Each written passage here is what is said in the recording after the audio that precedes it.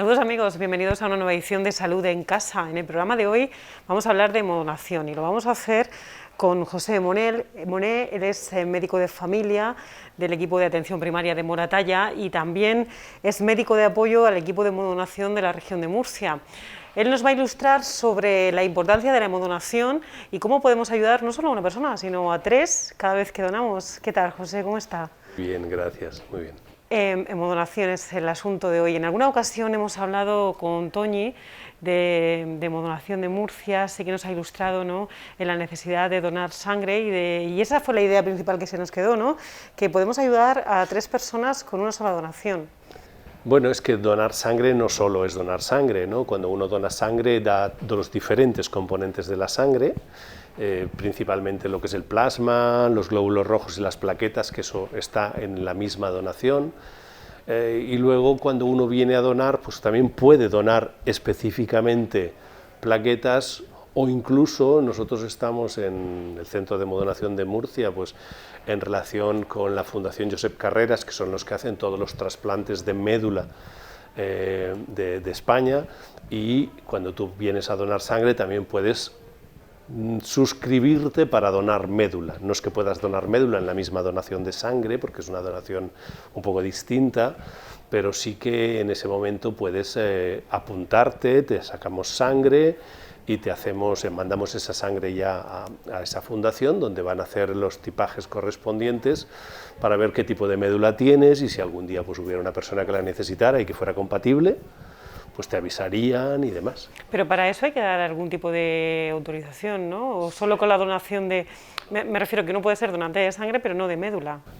Puedes ser donante de sangre, que tienes que, evidentemente, dar tu autorización cada vez que donas sangre, y si quieres donar médula también tienes que hacer una autorización expresa para donar médula. Y ya se informa, ¿no?, a todo aquel que va a donar sangre de la posibilidad de que esa donación sirva también para la donación de médula. No, es distinto. Tú cuando vienes a donar sangre, ¿vale? Y normalmente vienes a donar sangre total, que es lo que hemos dicho antes. Tienes los 3 componentes, el plasma, las plaquetas y los glóbulos rojos. Entonces, si tú quieres, en ese momento, generalmente eso se hace pues porque hay campañas de concienciación, a veces incluso dentro de las mismas redes sociales hay movimientos, pues porque en algún pueblo o en alguna comarca pues hay algún caso más o menos que tiene pues repercusión, ¿no? Y que tiene pues un problema de leucemia, una cosa de estas, sí, que necesita médula, y entonces se hacen llamamientos y la gente viene y vienen al mismo centro que vienes a donar sangre, a donar médula. Mucha gente no sabe que no va a donar médula en ese momento, ¿vale? En ese momento simplemente se le va a hacer primero, todo el formulario, ¿vale?, como dices, de aceptación y demás, de permisos, pues para integrarlo dentro de los datos de esa Fundación Josep Carreras, y se le va a sacar un tubito de sangre extra. Si dona sangre, se le sacará la sangre correspondiente y un tubito. Si viene solamente a donar médula, solamente se sacará ese tubito de sangre. Que eso ya da para otro programa, del que también en alguna ocasión hemos hablado sobre la donación, claro, de médula, sí, ¿no? Entonces, con la donación de sangre, los 3 componentes esos son donaciones distintas. A lo mejor alguien necesita plaquetas y otra persona no. Sí, normalmente la donación de sangre nosotros utilizamos los 2 componentes más importantes, que son los glóbulos rojos junto con el plasma, y las plaquetas solemos separarlas. Es decir, a menos que haya una contraindicación, que las contraindicaciones son la toma sobre todo de antiinflamatorios o aspirina, algún tipo de medicamentos que hagan que esas plaquetas no funcionen adecuadamente. Si no es en ese caso, siempre se separan esas plaquetas. ¿Por qué? Porque las plaquetas son muy, muy importantes. Es decir, cada operación, cada intervención quirúrgica necesita 3 o 4 bolsas de plaquetas. Y para conseguir una bolsa de plaquetas nosotros necesitamos 3 o 4 donantes de sangre. Es decir, que cada intervención está necesitando pues de 15, 14, 15 o incluso más donantes de sangre, ¿no? Entonces eso es una cuestión importante, y por eso a mucha gente incidimos muchas veces que cuando vengan a donar, pues que no tomen esos antiinflamatorios, porque entonces esa fracción, esas plaquetas, esos coagulantes, ¿vale? No vamos a poderlos separar, no vamos a poderlos utilizar. Eso no quita que podamos utilizar la sangre completa, ¿vale? Es decir, su sangre con el plasma y con esos glóbulos rojos, que también son importantísimos para las intervenciones y para otras patologías, pues eso sí lo vamos a utilizar, aunque haya tomado un antiinflamatorio la noche antes o el mismo día. ¿Cuál es el perfil del donante? Bueno... O hay de todas las edades, que sea sano, ¿no? Exacto, yo creo que el donante primero es una persona altruista y segundo es una persona sana. Nosotros no les llamamos pacientes, les llamamos donantes precisamente por eso, porque no están ni muchísimo menos enfermos, no deben estarlo. Primero porque la donación para ellos, ¿vale? Para una persona siempre genera una pequeña alteración de su hemodinamia, o sea, de la circulación de su sangre, del corazón, etc. Entonces necesitas estar con un cierto grado de salud. Y segunda, porque esa sangre es muy importante que esté limpia, que no tenga riesgos de infección, que no tenga pues, células que pudieran ser malas, porque esa sangre se la vamos a poner normalmente a personas cuyo estado de salud es débil. Entonces, no somos capaces de hacer un seguimiento de la sangre, es decir, yo no sé si la sangre que te saco a ti se la voy a poner a un paciente oncológico o a una mujer embarazada que ha tenido una pérdida o a un tráfico, no lo sabemos porque eso sería imposible hacer ese seguimiento.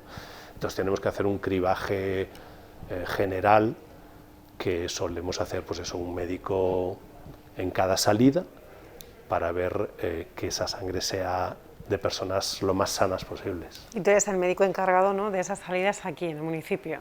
Sí, yo soy el médico encargado de salidas varias, no solo aquí, a veces me toca venir aquí, a veces no. Vale, vale. A veces no, porque nos distribuyen. Okay. Somos un equipo de médicos que trabajamos en hemodonación.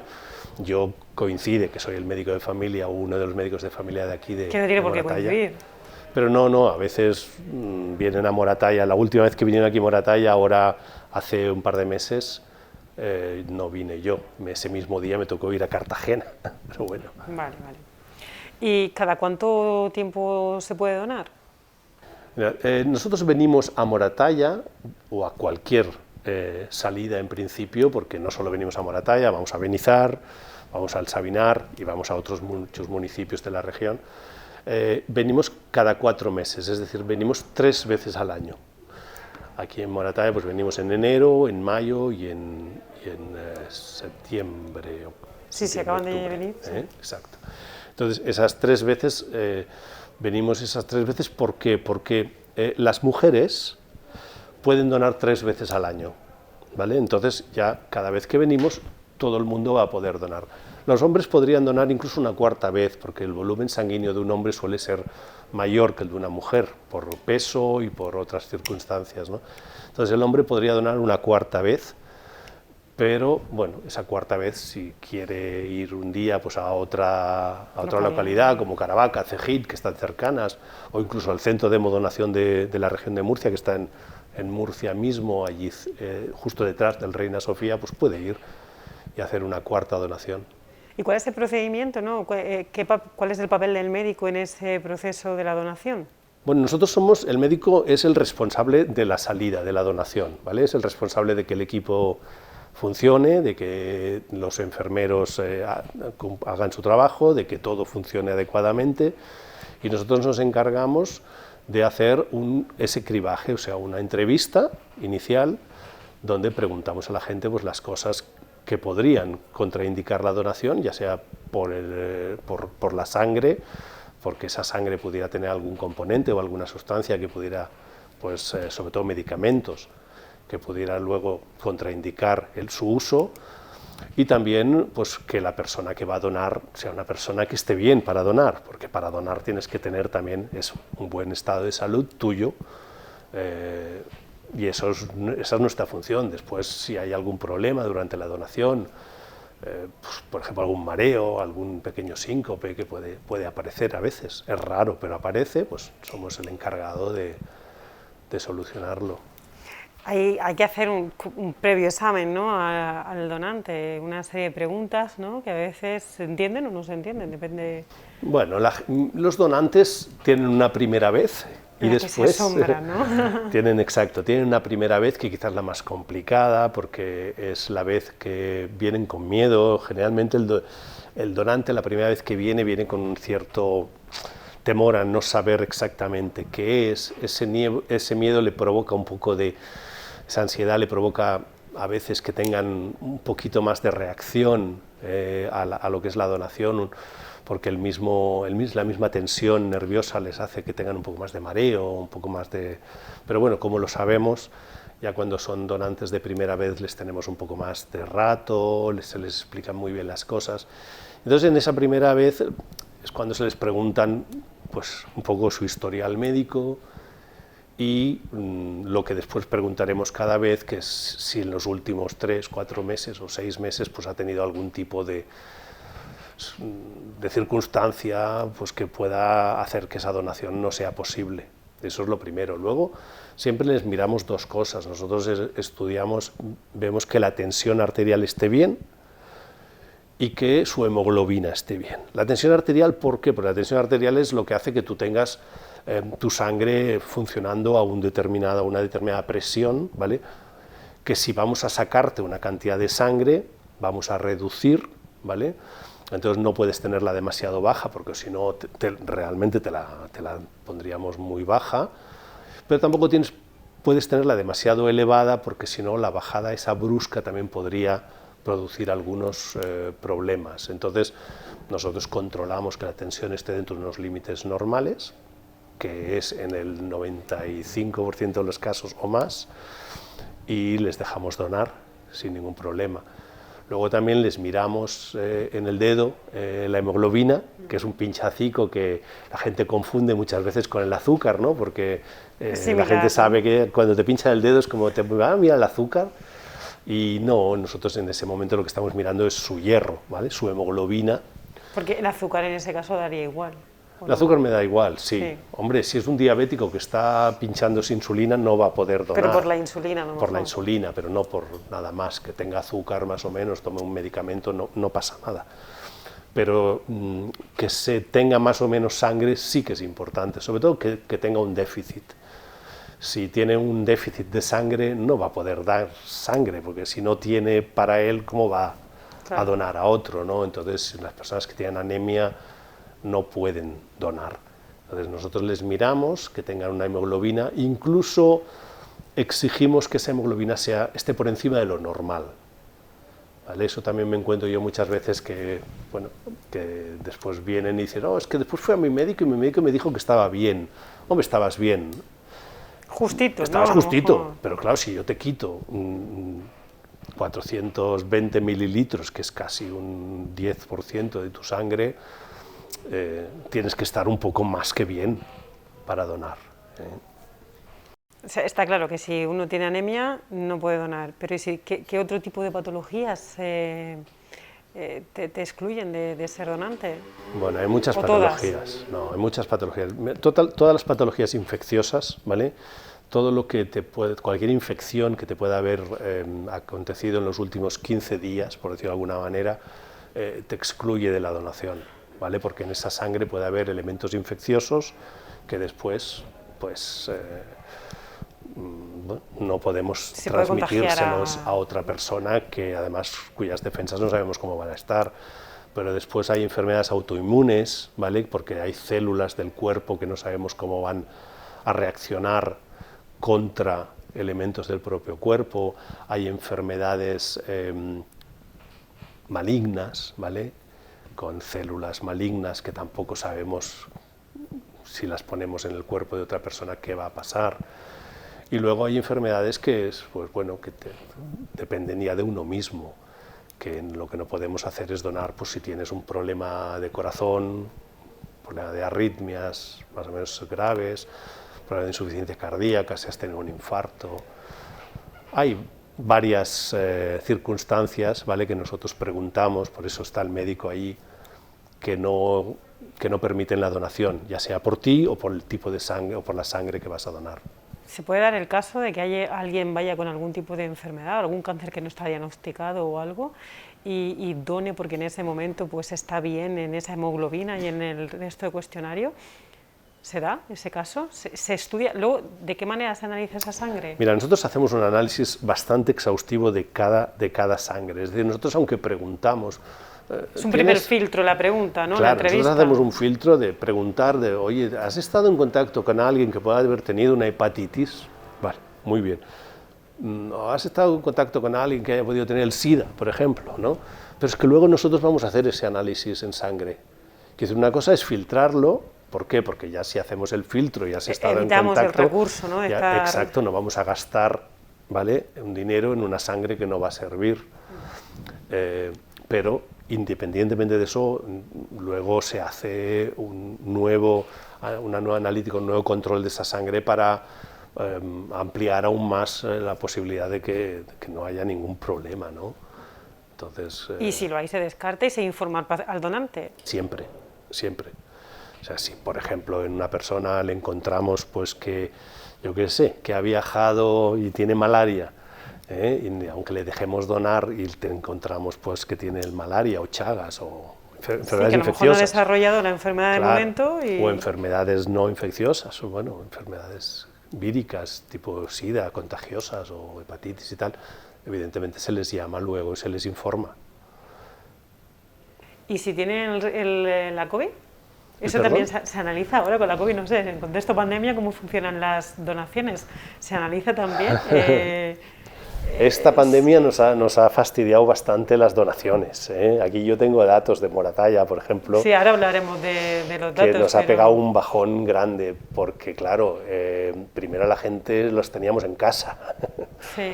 Y después la gente le daba miedo ir a sitios donde hubiera otras personas, ¿no? Entonces, claro, todo eso lógicamente ha hecho que el coronavirus haya sido esa pandemia. Sí, pero antes de meternos en eso, me refería... Si lo estudiamos. Sí, claro, sí, en ese análisis que se hace después... No, el coronavirus no se analiza, primeramente porque el coronavirus no ha demostrado, al menos por ahora, que su transmisión pueda ser sanguínea, ¿vale? Es decir, la transmisión de coronavirus es respiratoria, entonces no parece que la transmisión sanguínea tenga ningún tipo de problema, pero si se pregunta si esa persona en el último mes ha podido estar en contacto con alguna persona, incluso en su domicilio, que ha tenido coronavirus, y a esa persona no le permitimos la donación, también incluso por el riesgo de contagio que puede tener con los otros, donantes, tanto el personal como otros donantes. Sí. Vale. Ahora sí, doctor Monet, nos vamos a los datos. Entiendo lo que decía, que con la pandemia hemos estado todos encerrados y con miedo y hemos donado menos. Sí. Pero, ¿cuál es la incidencia de donación antes y después de la pandemia? Mira, Moratalla ha sido tradicionalmente un lugar muy solidario, muy donante, ¿vale? Datos antes de la pandemia, si en España la media es de 35 donantes por cada 1000 habitantes, aquí superábamos los 45 ampliamente, ¿vale? Entonces, siempre había sido un sitio de alta donación. Sí que hemos visto que esa alta donación se ha reducido mucho durante la pandemia y aunque parece que se está recuperando, nos falta bastante para llegar a las cifras del 2018-2019, ¿vale? Por decirte algo, nosotros antes teníamos aquí, cuando veníamos, sabíamos que veníamos para una donación de 130, 120, 130 personas cada trimestre, bueno, cada cuatrimestre. Ahora no llegamos a 100, ¿vale?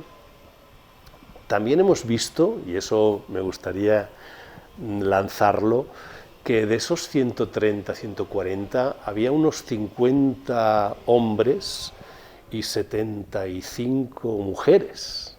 Es decir, el número de mujeres era muy superior al número de hombres. Y ahora seguimos viendo que sigue habiendo unos 50 hombres, pero el número de mujeres ha bajado de manera drástica. Suponemos o entendemos que eso es porque la mujer durante la pandemia ha tenido que hacerse cargo pues, también más de la familia, de los críos, quizá ha habido un efecto más de miedo, ¿no? Le ha costado un poquito más salir a la calle o por eso, porque tenía que ocuparse más de toda una familia que estaban dentro de casa metidos, ¿no? Pero ahora que ya se puede más o menos volver a salir sin problemas y demás, bueno, yo desde aquí haría un llamamiento al menos a las mujeres de Moratalla que volvieran a ser las de antes, nada más y nada menos, porque eso sí que lo hemos notado que ha habido una disminución importante. Un número mayor de mujeres antes de la pandemia, pero sin embargo la mujer es ¿no? Tengo entendido que es más propensa a tener anemia precisamente por la menstruación que un hombre. Y quizá más solidaria también. Claro. Y no sé, Sí, en general la mujer se cuida más, tiene, bueno, no sé, en España el número de hombres-mujeres es muy similar, ¿vale? En donaciones, pero aquí, curiosamente, teníamos esas cifras que eran bastante superiores en el número de mujeres que el número de hombres, y ahora es inferior. Que fueran igual me parecería bien, pero pasar este cambio, yo creo que ahí hemos perdido algunas donantes, y que, bueno, que quizá pues porque, no sé, por eso que decía, sí, por el contexto y sería bueno estamos... pues volver a recuperarlas. Pues a ver si este programa sirve para, sobre todo, tranquilizar a la población, ¿no? Y aquellos que ya eran donantes antes, que vuelvan a retomar, que ya volvemos poco a poco a la normalidad y se sigue necesitando sangre. Hombre, claro, claro, y hemos tenido momentos muy difíciles durante la pandemia, porque sí que es verdad que quizá ha habido menos accidentes de tráfico, pero no ha habido muchas menos operaciones importantes, sobre todo de las operaciones que necesitan sangre, que son operaciones de una cierta urgencia, ¿no? Entonces las urgencias aparecen siempre, no ¿vale? Sí, un parto que se complica o no, que... Claro, o cualquier infarto de miocardio, cualquier cosa problemática, ¿no? Que necesita una cosa urgente, cualquier intervención cardíaca, ¿vale? Son intervenciones que necesitan sangre, entonces hemos tenido momentos difíciles, pero bueno, la verdad es que la solidaridad de toda la región, ¿vale? Aquí no solo hablo de Murcia, ha sido muy grande, entonces al principio nos sorprendió mucho, porque yo, por ejemplo, estaba en la consulta y en la consulta prácticamente no venía nadie, y después me iba por la tarde al centro de moderación, a una salida donde fuera, y me aparecían 100 personas. Que los servicios de urgencia que estaban ahí, por ejemplo, decían, se ponían las manos en la cabeza, decían, ¿cómo puede haber tanta gente si nosotros no dejamos entrar más de uno, más de dos? Se ha conseguido hacer con mucho orden, ¿vale? Cambiando los protocolos de actuación con la gente, evidentemente los de higiene, pero con separaciones, con accesos, con limitación de acceso en la entrada. Bueno, se ha hecho llamando no a todo el mundo a todas horas, sino dando horas, dijéramos, citas más, pues tú ves a las 6, tú ves a las 7, tú ves a las 8, ¿no? Y hemos conseguido que no se acumulara gente y seguir pues con ese algo tan necesario que es la sangre para las hemodonaciones. En ese sentido entiendo que no ha habido casos que se conozcan de contagios en estos procesos. La verdad es que no hemos tenido ningún caso, al menos no somos conscientes de que haya habido ningún contagio que haya sido producido en ninguna donación. No digo que no pueda haber pasado, pero vamos, no somos conscientes de que haya sido así. ¿Y cuál es el grupo más necesario?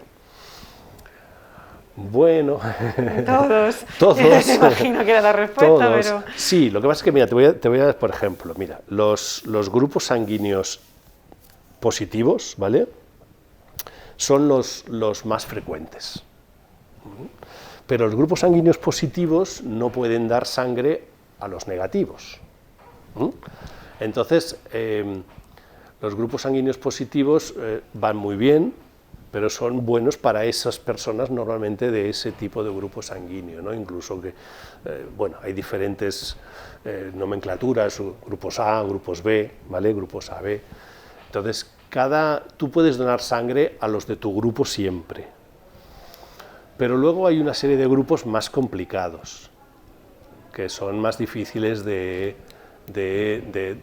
poderle dar sangre, ¿no?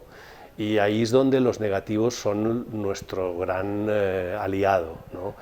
Sobre todo los ceronegativos, que son esas personas que pueden dar sangre a todo el mundo. Pero el ceronegativo representa un 10% apenas del total. Entonces, y eso que hacemos mucha hincapié en que vengan a donar, porque estos son los donantes universales. Es decir, que quizás además son gente que están más mentalizadas, más porque saben que tienen una sangre que pueden darla a todo el mundo y esa sangre pues es muy buena. No digo que sea mejor que las demás, en absoluto, todas las sangres son iguales. Nosotros hay momentos en que tenemos déficits de algún grupo sanguíneo, generalmente son los grupos negativos los que tienen más problema. Entonces, bueno, nos va bien que venga a donar cualquiera, pero evidentemente todos aquellos que tienen grupos sanguíneos negativos y especialmente los ceros negativos son personas que son muy necesarias. ¿Y a partir de qué edad y hasta qué edad se puede donar? Nosotros, por una cuestión de responsabilidad civil, permitimos la donación a partir de los 18 años, ¿vale? El límite de edad prácticamente no existe.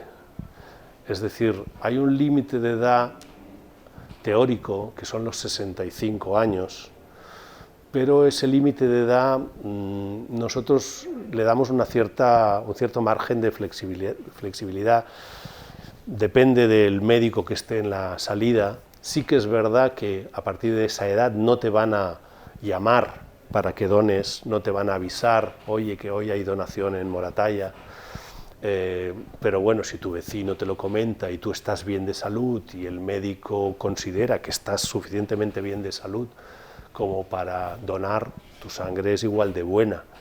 Normalmente, ¿qué pasa? Que una persona mayor de una determinada edad pues puede tener más problemas, toma más medicación, puede tener más problemas de otro tipo, ¿vale?